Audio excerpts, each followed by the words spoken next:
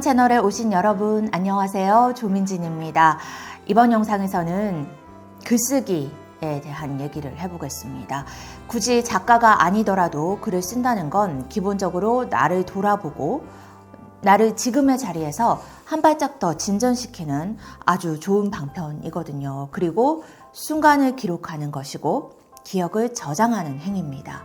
그래서 일상 속 글쓰기는 굉장히 실용적인 자기계발법입니다.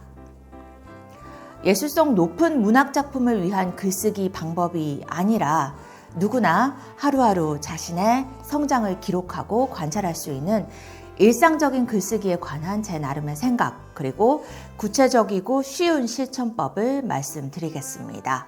영상을 다 보시고 정말 실천하신다면 분명히 아주 유익하고 손에 잡히는 자기계발법이 될 거라고 확신합니다. 이 영상을 보시는 분들 중에는 어쩌면 이미 책을 내신 분, 작가이신 분들도 계실지 모르겠어요. 그런데 아마도 앞으로 내가 직접 책을 써보고 싶다 하는 바람이나 희망을 가진 분들이 훨씬 더 많으실 것 같습니다. 요즘은 책이 참 많이 나오는 시대고 사실 누구든지 자신의 고유한 경험과 생각을 한 권의 책으로 엮을 수 있는 환경이죠. 그래서 단지 필요한 게 있다면 개인의 의지력과 노력, 더불어서 자신의 경험과 생각을 누군가가 읽어볼 만하게 풀어쓸 수 있는 기본적인 논리력입니다. 그러니까 방금 제가 크게 두 가지 꼽았습니다. 책이 마무리될 때까지 끝까지 노력할 수 있는 의지력과 논리력입니다. 만약에 프로페셔널 작가가 아닌 사람이 에세이나 비소설류의 책을 한 권 써보고 싶다고 했을 때 가장 기본적으로 갖춰야 할 것이 무엇이냐고 묻는다면 저는 이 두 가지를 꼽겠습니다. 다시 반복합니다. 끝까지 노력할 수 있는 끈기, 즉 의지력과 논리력, 이 두 가지입니다. 사실 남이 쓴 책 한 권을 처음부터 끝까지 완독하는데도 노력과 끈기가 필요하죠. 하물며 직접 책을 쓰고자 한다면 완성할 때까지 포기하지 않고 노력하는 의지력이 없으면 안 됩니다. 그리고 논리력. 여러분, 논리의 사전적 정의는 말이나 글에서 사고나 추리 따위를 이치에 맞게 이끌어가는 과정이나 원리입니다. 즉, 책 한 권의 분량에 달하는 얘기를 이치에 맞게 말이 되게 풀어나갈 수 있는 능력이 필요하다는 거죠. 이치, 논리 나오니까 지금 막 어렵게 느끼실지 모르겠는데 말씀드린 그대로 말이 되게 쓰면 된다는 얘기입니다. 그게 논리력입니다. 그러니까 나도 책 한 권 내야지 하시는 여러분, 지금 머릿속에 키워드 2개 입력하시면 됩니다. 의지력과 논리력. 의지력은 책상에 앉아있는 엉덩이의 힘에서 나오는 거고요. 논리력은 자기 머리로 생각할 줄 아는 힘에서 나오는 겁니다. 우리 모두 머리와 엉덩이를 갖고 있잖아요. 즉 누구나 책을 쓸 수 있다는 결론입니다. 글쓰기 얘기를 시작하면서 제가 이렇게 책 쓰기에 필요한 두 가지를 먼저 말씀드린 이유는 여러분들에게 일상적인 글쓰기에 동기부여를 해드리고 싶어서입니다. 일상적으로 글 쓰는 일에 친숙해지면 책을 쓸 수도 있습니다. 물론 당연히 책을 안 내도 됩니다. 그런 목적 없이도 매일 자기만의 글을 써나가는 건 자기 개발 측면에서는 더할 나위 없이 좋은 방법입니다. 적어두는 것, 기록하는 것은 매일매일 자신의 성장을 그야말로 눈으로 확인하게 하는 효용이 있습니다. 그럼에도 요즘은 많은 분들이 직접 책을 쓰고 싶어하는 소망을 갖고 계신다는 걸 알기 때문에 매일 자신이 쓴 글을 토대로 궁극적으로 책을 쓰는 것도 가능하다는 제 얘기가 글쓰기를 실천하는 데 동기부여와 자극이 될 수 있을 겁니다. 자, 그럼 본론. 글쓰기 어떻게 하면 되느냐? 세 가지를 종이에 담으시면 됩니다. 세 가지가 뭐냐? 경험, 감정, 그리고 생각입니다. 이 세 가지가 담긴 매일의 기록이 쌓이면 이 기록을 통해서 자신을 관찰할 수 있고 내면의 성장을 스스로 측정할 수 있고요. 이 기록을 재료 삼아서 자신만의 책을 쓸 수도 있습니다. 조금 더 구체적으로 말씀드리면 먼저 경험은요.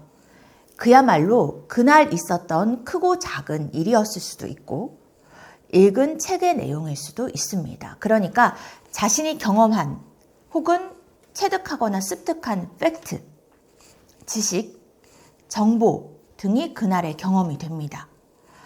자신의 감정과 생각을 불러일으켰던 사실을 기록한다는 얘기입니다. 예를 들어서 회사에서 있었던 일이라든지 넷플릭스로 무슨 영화를 봤다든지 전시회에 가서 본 그림이 있었다든지 어떤 책을 읽었다든지 등의 자신이 경험한 그날의 팩트를 일단 적는 거죠.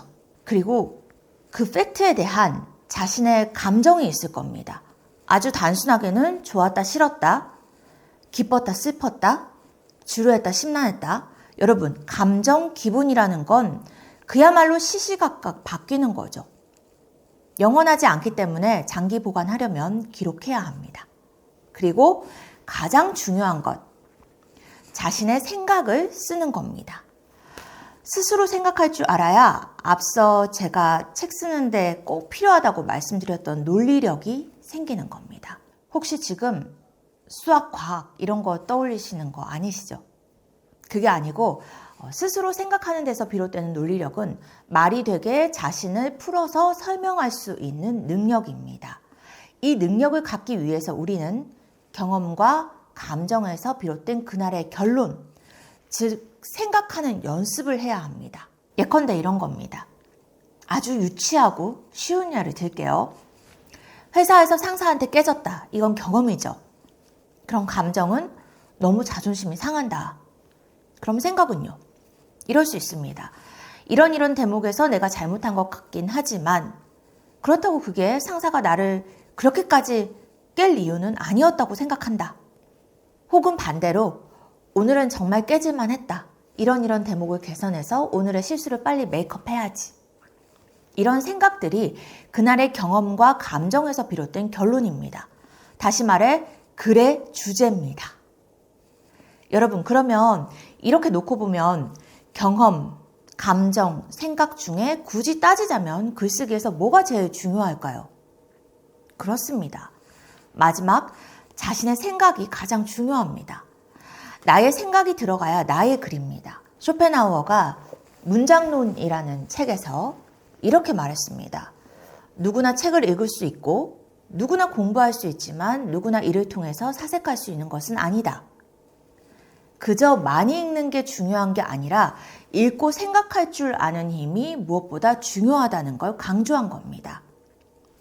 책을 읽는 경험이 유의미한 경험이 되려면 텍스트를 바탕으로 자기 머리로 생각할 줄 알아야 한다는 거죠. 글을 쓴다는 것 또한 결국 경험을 유의미하게 기록한다는 얘기입니다. 당연히 자신의 생각이 들어가야 합니다. 생각이 바로 관점이죠. 같은 주제를 다룬 책들이 끊임없이 무수하게 출판될 수 있는 이유는 그 책에 담긴 저자들의 생각이, 관점이 다 달라서 읽을 가치가 생기기 때문입니다. 그러면 글 쓸 때 그냥 자기 생각만 써도 되는 거 아닌가? 그렇게 물으실 수도 있을 것 같은데 먼저 팩트를 기록해 두는 것이 중요한 이유가 있습니다. 왜냐하면 우리가 늘 변하는 존재이기 때문입니다. 우리는 같은 팩트를 두고도 시간이 지나면 나중에는 또 다른 생각을 할 수도 있습니다. 내 생각도 변할 수 있다는 거죠. 여러분, 경험하고 성장하는 만큼 생각도 변합니다. 발전합니다. 그쵸? 그래서 자기 개발을 위한 기록, 글쓰기에서는 기본적으로 그날 경험한 팩트를 간결하게 기록해 두는 게 좋습니다. 예를 들어서 그날 읽은 책에 대해서라면 그 책에 나와 있는 주요 문장, 내 생각과 감정을 불러일으켰던 문장을 그대로 인용해서 쓰고 시작하는 거죠. 그리고 감정 역시 시시각각 변하는 것이므로 그날의 감정을 간단하게 써두면 좋습니다. 자, 제가 모든 경험을 팩트로 통칭하겠습니다. 그래서 정리하면 팩트, 감정, 생각, 이것들을 하루분의 종이에 담아두는 걸로 그날의 글쓰기를 실천하시면 좋습니다. 그러면 언젠가는 지난날의 기록들을 재료 삼아 여러분들만의 책을 내는 날이 올 수 있을 겁니다. 여러분, 글쓰기를 지속하는 건 순간을 모으는 일입니다. 우리는 매 순간을 살지만 지나간 순간들을 모두 기억할 수가 없습니다. 그래서 자신에게 의미 있었던 순간을 저장할 수 있는 방법이 바로 글쓰기입니다. 제가 런던에서 첫 책을 쓸 수 있었던 것도 이렇게 순간을 모으는 작업을 계속했기 때문이었습니다. 이번 영상을 필두로 앞으로 책쓰기, 글쓰기에 대한 더 많은 노하우 차근차근 나눠보려고 합니다. 저는 최근 3년에 걸쳐서 3권의 에세이를 냈는데 제가 터득해서 적용한 방법으로 누구든 그렇게 할 수 있다고 생각합니다. 혹시라도 글쓰기, 책쓰기 관련해서 어려움, 궁금증 갖고 계시는 분들은 댓글로 얘기 나눠주시면 제가 답글로든 또 다른 영상으로든 성실하게 피드백 해드리겠습니다. 그럼 여러분 편안하시고요. 앞으로도 편안한 채널과 유익한 시간 함께 해주시면 감사하겠습니다. 또 뵐게요.